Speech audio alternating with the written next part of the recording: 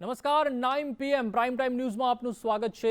હું છું પ્રતિપાલ સિંહ। સૌપ્રથમ વાત કરીએ તો ઉત્તર પ્રદેશ વિધાનસભા ચૂંટણીના 5મા તબક્કા માટેનો પ્રચાર સમાપ્ત થઈ ગયો છે। હવે 27 ફેબ્રુઆરીએ 5મા તબક્કા માટે મતદાન થવાનું છે। દિલ્હીમાં એની જ સત્તા આવે જેનો રસ્તો ઉત્તર પ્રદેશ થઈને હોય। આવા દેશના સૌથી મોટા રાજ્ય ઉત્તર પ્રદેશમાં વિધાનસભા ચૂંટણીનું અલગ અલગ ચરણોમાં મતદાન ચાલી રહ્યું છે। અત્યાર સુધીમાં 4 ચરણમાં મતદાન સંપન્ન થયું છે। જો મતદાનની ટકાવારી પર એક નજર કરીએ તો યુપીમાં 4 ચરણમાં મતદાન સંપન્ન થયું, જેમાં પ્રથમ ચરણમાં 58 સીટ માટે 60.70% મતદાન થયું। દ્વિતીય ચરણમાં 55 સીટ માટે 62.82% મતદાન થયું। તૃતીય ચરણમાં 59 સીટ માટે 57.78% મતદાન થયું, જ્યારે ચતુર્થ ચરણમાં 59 સીટ માટે 61.65% મતદાન થયું। હવે જોવું રહ્યું કે 5મા તબક્કાની 60 સીટ પર કેટલા ટકા મતદાન થાય છે। ત્યારે આજે તમામ રાજકીય પક્ષોએ પોતાના દિગ્ગજોને ચૂંટણી પ્રચાર માટે લગાવી દીધા હતા। મળતી માહિતી અનુસાર મુખ્યમંત્રી યોગી આદિત્યનાથ આજે સુલતાનપુર, ચિત્રકૂટ અને પ્રયાગરાજમાં બીજેપી ઉમેદવારોના સમર્થનમાં જનસભા કરી, જ્યારે કોંગ્રેસ નેતા રાહુલ ગાંધીનો યુપી પ્રવાસ આજથી શરૂ થયો હતો। તેઓ અમેઠી અને પ્રયાગરાજમાં ચૂંટણી જાહેર સભાને સંબોધી તો કોંગ્રેસ મહાસચિવ પ્રિયંકા ગાંધી અમેઠી અને પ્રતાપગઢમાં કોંગ્રેસના ઉમેદવારોના સમર્થનમાં જાહેર સભાઓ કરી। સાથે જ સપા ચીફ અખિલેશ યાદવે બહરાઇચ અને અયોધ્યાના મિલ્કીપુરમાં પ્રચાર કર્યો અને અયોધ્યા ધામમાં રોડ શો કર્યો હતો। બ્યુરો રિપોર્ટ, સંદેશ ન્યૂઝ। તો ઉત્તર પ્રદેશ વિધાનસભા ચૂંટણીના 5મા ચરણના મતદાન પહેલા કેન્દ્રીય ગૃહમંત્રી અમિત શાહે યુપીના નાયબ મુખ્યમંત્રી કેશવ પ્રસાદ મૌર્યના મત વિસ્તાર સિરાથુમાં જનસભા ગજવી હતી। ઉત્તર પ્રદેશના ચૂંટણી સંગ્રામમાં 5મા ચરણના મતદાન પહેલા ભાજપના દિગ્ગજ નેતાઓ વિવિધ શહેરોમાં જનસભાઓ સંબોધી રહ્યા છે। તેવામાં આજે ગૃહમંત્રી અમિત શાહે સિરાથુમાં જનસભાને સંબોધી હતી, જ્યાં તેમણે 2013થી શરૂ કરેલી પોતાની પ્રભારી પદની જવાબદારીથી યોગીજીની સરકારના 5 વર્ષની વાત કરી હતી। તો વળી ભાજપ ફરી 300 સીટ સાથે ઉત્તર પ્રદેશમાં સત્તા પર આવશે અને યોગીજી મુખ્યમંત્રી બનશે તેવી વાત કરી હતી। 4 चरण में घूमकर आया हूं, सपा बसपा का सुपड़ा साफ हो गया है। 300 से ज्यादा सीटों के साथ फिर से यहां पर भारतीय जनता पार्टी की सरकार बनने जा रही है मित्रों। सरकार તો વળી અમિત શાહ કેજરીવાલની તર્જ પર ઉત્તર પ્રદેશની મહિલાઓને મફત ગેસ સિલિન્ડર આપવાની જાહેરાત કરી છે। શાહે કહ્યું કે 10 માર્ચે ભાજપની સરકાર ફરી સત્તા પર આવે ત્યારબાદ 15મી માર્ચથી રાજ્યની દરેક મહિલાને એક ગેસ સિલિન્ડર મફતમાં મળશે। 10 तारीख को काउंटिंग है, 15 तारीख को होली है, 10 को भाजपा की सरकार, 15 तारीख को महिलाओं को एक गैस का सिलेंडर मुफ्त मिल जाएगा। ઉલ્લેખનીય છે કે અમિત શાહે કેશવ પ્રસાદ મૌર્યના પણ વખાણ કર્યા હતા અને જનતાએ જંગી બહુમતીથી જીતાડવાની અપીલ કરી હતી। સાથે સાથે યોગી આદિત્યનાથે પ્રયાગરાજમાં ભવ્ય રોડ શો યોજ્યો હતો। રોડ શોમાં ઉમટેલી જંગી જનમેદનીને જોઈને યોગીએ પણ કહ્યું કે 5મા ચરણ બાદ ભાજપની જીત નિશ્ચિત છે। चौथे चरण के मतदान के बाद भारतीय जनता पार्टी बहुमत के पास है और 5वें चरण के बाद बहुमत के आगे भारतीय जनता पार्टी गठबंधन निकल जाएगा। 6ठे 7वें चरण होते होते चुनाव का जो रुझान होगा, फिर एक बार 300 पार के लक्ष्य को भारतीय जनता पार्टी प्राप्त कर लेगी और प्रचंड बहुमत के साथ प्रदेश में सरकार बनाएगी। જો કે યોગી અને શાહની ભાજપ 300 પારની વાત સામે વિપક્ષો પણ બેમિસાલ રીતે ચૂંટણી પ્રચારમાં ઉતર્યા છે। બ્યુરો રિપોર્ટ, સંદેશ ન્યૂઝ। તો ઉત્તર પ્રદેશમાં 5મા ચરણના મતદાન પહેલા જ કેજરીવાલની તર્જ પર ભાજપ અને કોંગ્રેસ મફતની રાજનીતિ રમી રહ્યું છે। ભાજપ ગેસ સિલિન્ડર મફત આપી રહ્યું છે તો કોંગ્રેસ ખેડૂતોના વીજ બિલ માફ કરી રહ્યું છે। 5મા ચરણના મતદાન પહેલા દિગ્ગજોએ ઉત્તર પ્રદેશમાં ચૂંટણી સભા ગજવી છે। રાહુલ ગાંધી અને બહેન પ્રિયંકા ગાંધીએ કોંગ્રેસના ગઢ સમી અમેઠી બેઠક પર જનસભા સંબોધી હતી। રાહુલ ગાંધીએ પ્રધાનમંત્રી મોદી પર આકરા પ્રહારો કર્યા હતા। રાહુલે રોજગારી મુદ્દે સવાલ ઉઠાવતા કહ્યું કે મોદી 70 વર્ષ જૂની વાતો કરે છે તો કેમ ત્યારે રોજગારની વાત નથી કરી રહ્યા। यूपी के युवाओं को ये क्यों नहीं कहते कि भैया मैं आपको रोजगार देने जा रहा हूं? क्या हो गया? हाँ, बीएचईएल बेच रहे हैं, एचईएल बेच रहे हैं, तेल की कंपनियां बेच रहे हैं, एयर इंडिया बेच दिया, मगर अपने भाषणों में ये क्यों नहीं कहते कि मैंने 2014 में वायदा किया था, मैंने इतने युवाओं को रोजगार दिलवाया और आने वाले समय में मैं और रोजगार देने जा रहा हूं, क्यों नहीं कहते? આ સાથે પ્રિયંકા ગાંધીએ ઉત્તર પ્રદેશના સિયાસી જંગને જીતવા ખેડૂતોને વીજ બિલ માફીની જાહેરાત કરી હતી। ये जो आपको ये धर्म और जाति की जाल, झूठी जाल में फंसा के आपको गुमराह बना के अपने ही लिए, अपनी सत्ता के लिए, अपने खुद के विकास के लिए नेताओं की महत्वाकांक्षाएं पूरी। અધૂરામાં પૂરું પ્રિયંકાએ ભાજપના જાતિવાદી હિન્દુ મુસ્લિમ રાજકારણ પર ચાબખા માર્યા હતા। બ્યુરો રિપોર્ટ, સંદેશ ન્યૂઝ। તો બીજી તરફ યુક્રેનમાં જે સ્થિતિ વણસી છે તેની અસર ભારતમાં પણ જોવા મળી રહી છે। આ તમામ પરિસ્થિતિ વચ્ચે ભારતના ડિફેન્સ એક્સપર્ટથી લઈ યુક્રેનના રાષ્ટ્રપતિનું શું નિવેદન સામે આવ્યું છે તે પણ જાણી લઈએ। જે વણસતી સ્થિતિ આપણે યુક્રેનમાં જોઈ, જે ભાવુક દ્રશ્યો આપણે ગુજરાતમાં જોયા, તેવા જ ભાવુક દ્રશ્યો હવે દેશની રાજધાની દિલ્હીથી પણ સામે આવ્યા છે।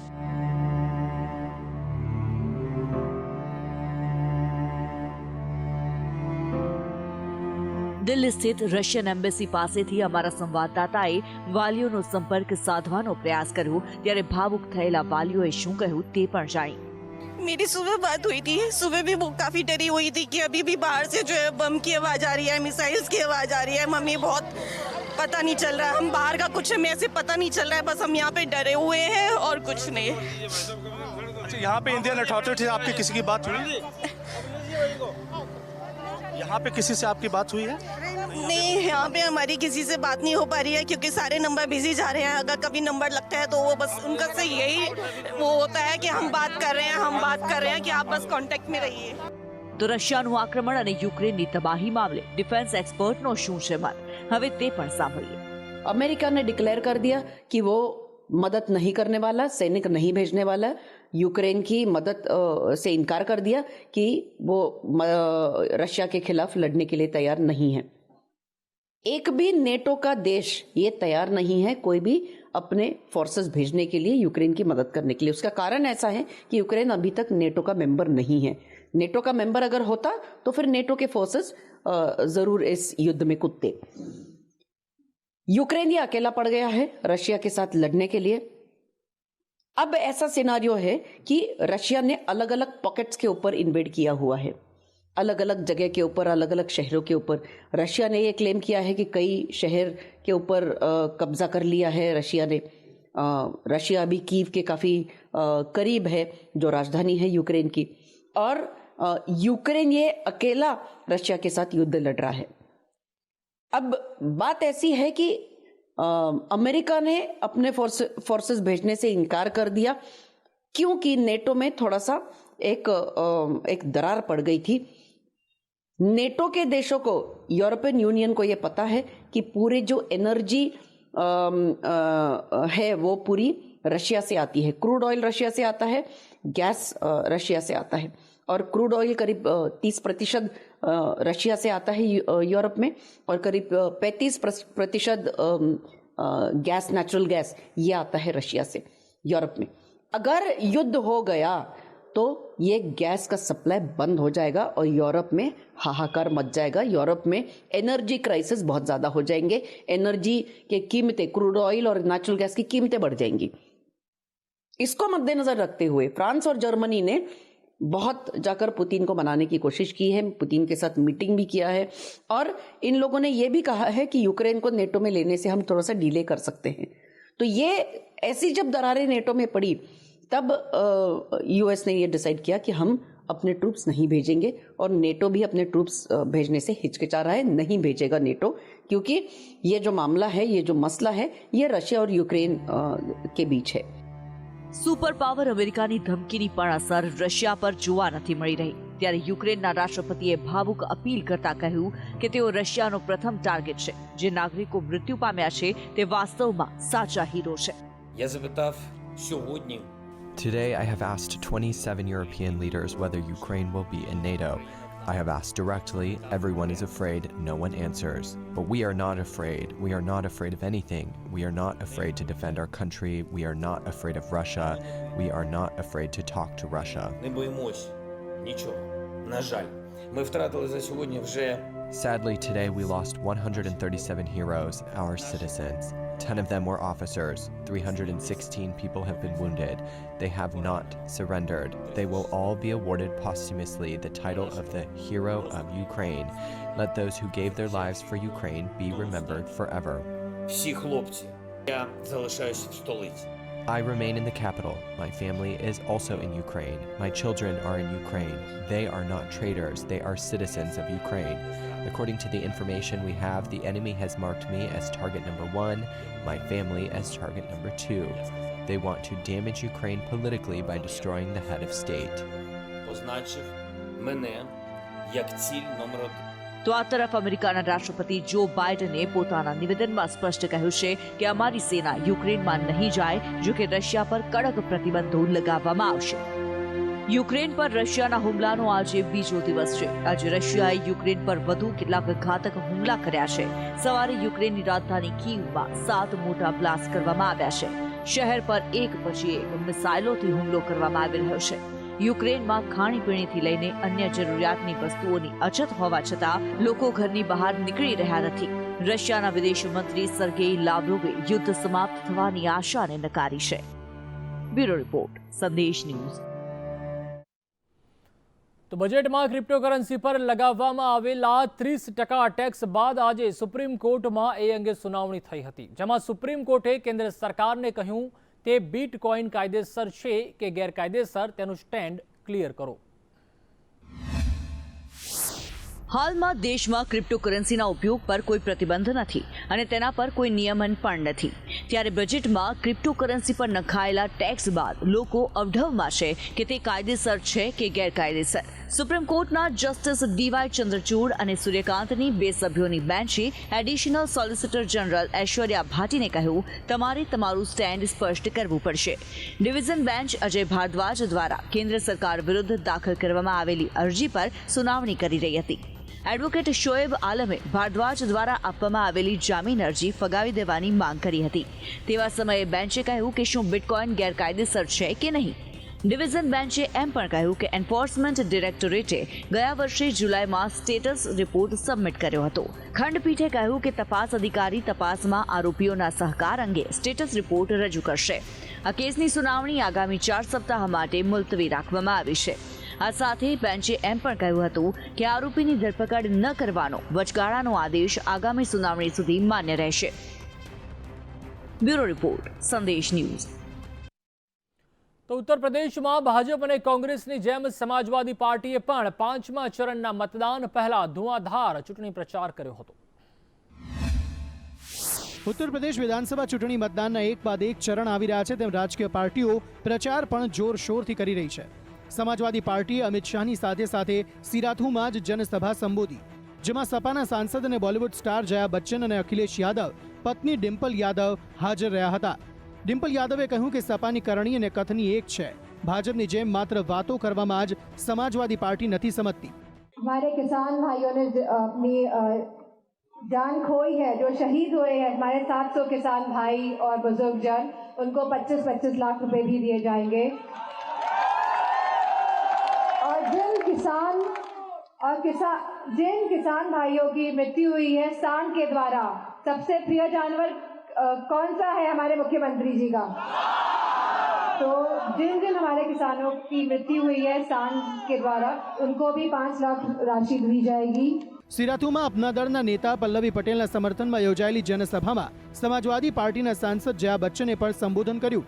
જયા બચ્ચને ભાજપને જુઠ્ઠી પાર્ટી ગણાવી અને પરિવારવાદનો પણ જવાબ આપ્યો હતો.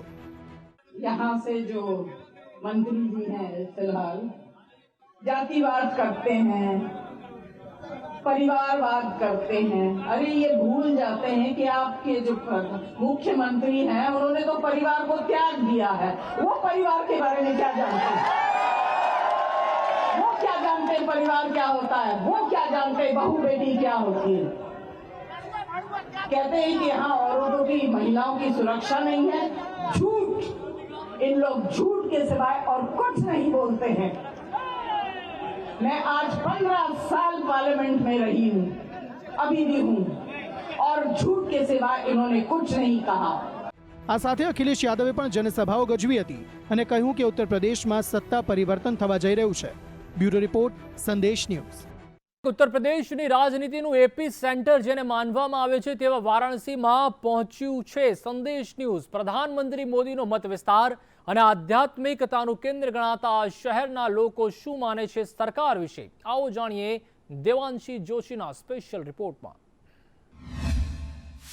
ગંગા માટે કહેવાયું છે કે માનું તો मैं गंगा मां हूं, न मानूं तो मैं बहता पानी हूं। गंगा किनारे वसेला सौथी मोटा आध्यात्मिक शहर एटले वाराणसीमां केवो छे राजनीतिनो माहोल, केवो छे विकास, आवो जोईए। उत्तर प्रदेशनी राजनीतिनो मिजाज गंगा किनारे जेम जेम आगळ वधीए एम बदलातो जाय छे। गंगा किनारे आखू आ उत्तर प्रदेश अने एनो अर्धो भाग आनी अंदर आवे छे, पण कानपुरनी गंगा कंईक अलग कहे छे, प्रयागराजनी गंगानो मिजाज कंईक अलग होय छे अने वाराणसी आवता सुधीमां ज जेम गंगानो रंग बदलाय एम राजनीतिनो मिजाज पण बदलाई जाय छे। घाटोना किनारे वसेलुं आ शहेर के ज्यांथी नरेन्द्र मोदी सांसद रह्या અને ત્યારબાદ પ્રધાનમંત્રી બન્યા, ઉત્તર પ્રદેશની ચૂંટણીમાં આ ક્ષેત્રમાં પણ હવે પૂર્વાંચલનું આ ક્ષેત્ર હોવા છતાં પણ ઉત્તર પ્રદેશનો આ પૂર્વી હિસ્સો કહે છે કે ભારતીય જનતા પાર્ટીનો દબદબો અહીંયા કાયમ છે, કારણ કે વારાણસીની શિકલ, વારાણસીની સુરત અહીંયા બદલાયેલી લાગે છે। બનારસ, કાશી, સંસ્કૃતનું આ ધામ, મદન મોહન માલવીયાની આ ધરતી, તમે એને જે પણ નામ આપી દો, રાજનીતિ એનું એક નામ આપી ચૂકી છે અને એ છે રાજનીતિમાં નિપુણ શહેર એટલે કાશી। જો કે ગંગા તો આપણા સૌની માં છે, એટલે તે કેટલાક સંતાનોનું પેટ પણ ભરે છે। ગંગા જેનું પ્રત્યક્ષ રીતે પેટ ભરે છે તેવા એક નાવિક સાથે જ વાત કરીએ તો વારાણસીમાં દૂર દૂરથી લોકો આવતા હોય છે, પરંતુ જે અહીંયાના સ્થાનિકો છે એ શું માને છે? વારાણસીમાં શું ખરેખર બદલાવ આવ્યો છે? ગંગાનું સ્વરૂપ બદલાયું છે કે કેમ? વર્ષોથી જે બોટ ચલાવે છે, અને અમારી બોટ પણ અત્યારે જે નિશાળજી ચલાવી રહ્યા છે એમની સાથે વાત કરીશું। बाबूलाल जी, वाराणसी के विकास की बहुत चर्चाएं होती है, आपको बदलाव दिखता है यहाँ पे? हाँ, बहुत बदलाव है। पहले से तो बहुत बदलाव है, इसलिए कि मतलब जब से मोदी आए हैं यहाँ विदेश का लोग आने लगे हैं, तो ऐसे वोट वाले का भी आमदनी बढ़ गया है। ऐसी बात नहीं है, चाहे कोई कितना गणित करे मगर आएगा भाजपा। भरोसा है लोगों को? हाँ, लोगों को भरोसा है। अच्छा, भले आदमी परेशान है, महंगाई बढ़ा है, मगर फिर आएगी बात। अच्छा, हमारा कहना है।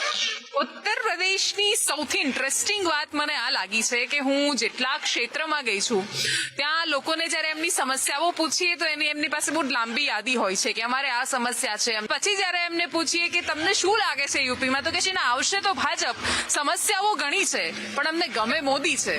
વારાણસી તો સદી જૂનો ઇતિહાસ ધરાવે છે, એટલે જ અહીં એવી કેટલીક કળાઓ છે જે જોવી અને જાણવી ખૂબ જ જરૂરી છે।